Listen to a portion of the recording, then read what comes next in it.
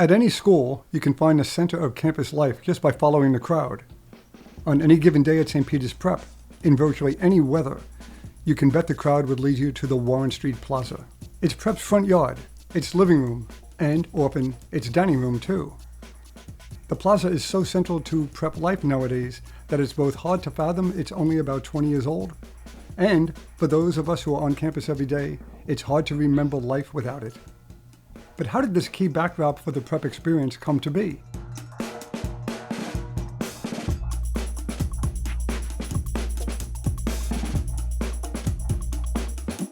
Hello from St. Peter's Prep in this, our 150th anniversary year. My name is Jim Horan, Prep's Vice President for Planning and Principal Giving, and a member of the Prep class of 1970. On this beautiful afternoon, it is my pleasure to provide a bit of background and context on this very significant part of Prep's urban campus, what we refer to as the Warren Street Plaza. For those of you who attended or just visited Prep prior to the year 2000, this was simply Warren Street. And for the first 4 or 5 decades of the school's history, the street was an afterthought, since all classes and activities took place around the corner at 144 Grand Street in Prep's single original 5-story building. This institution back then was called St. Peter's College, and we were that college's preparatory division. In essence, we served as a high school within a college. The campus expanded east a bit in 1913 with the construction of what is now known as Maury Hall, but all school activities still took place on the west side of Warren Street.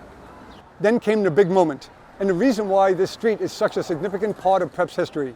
In the 1920s, the Jesuits purchased the large school building on the east side of Warren Street, which was then housing the all-girls school known as St. Aloysius Academy.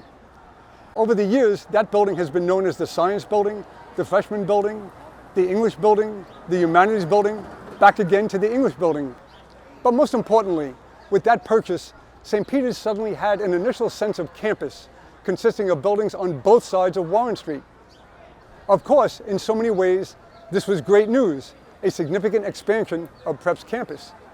And then, once Burke Hall was constructed along most of the west side of the street in the mid-1960s, the daily flow of student traffic included a mad rush across Warren Street for classes that were being held in the gym or in the current English building.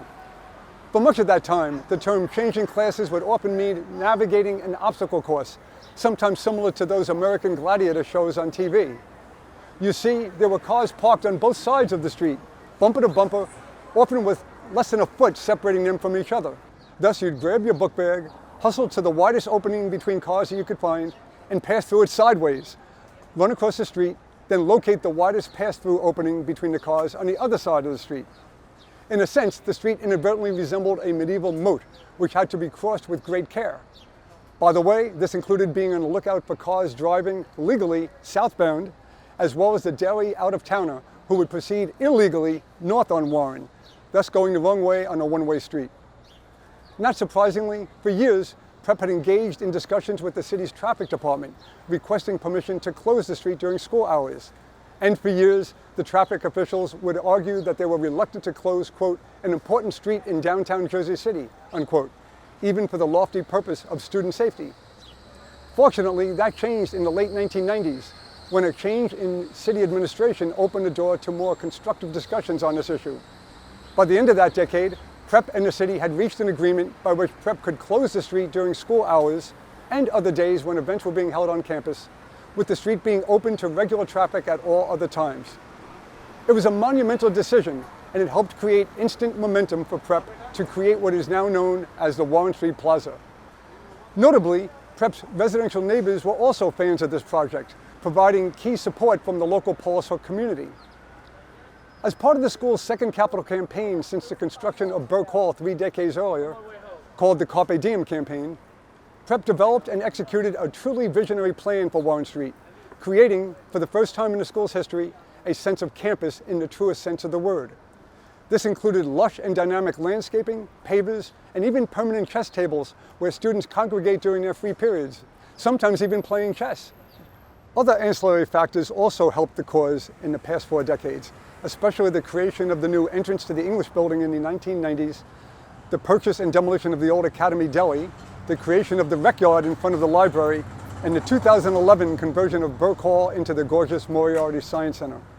Significantly, The Plaza project included a complete reorientation of the prep campus through the creation of a grand entrance to the school in the middle of the plaza, replacing the small vestibule entrance in Maury Hall that had served the school for so many years. For the past 3 decades, I have been privileged to be part of the team that has created and executed the myriad components of Prep's campus master plan. And I must say that, to me anyway, I am most proud of this particular project.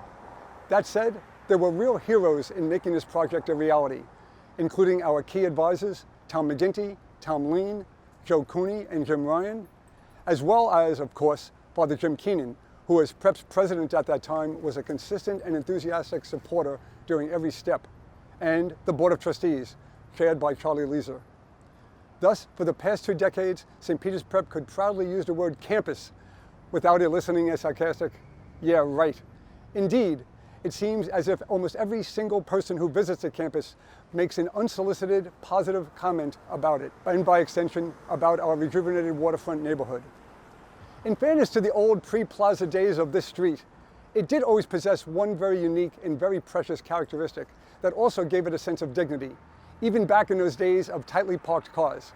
Namely, it offered a dramatic and unencumbered view of Lady Liberty not too far to our south. Now we have a $1 million plaza to complement that $1 million view. As they used to say in the old TV commercials, all it takes is a dollar and a dream. Fortunately, thanks to great planning and generous supporters, we had both, and I hope you agree that the creation of the Warren Street Plaza is one of the truly transformational mileposts in Prep's proud 150-year history.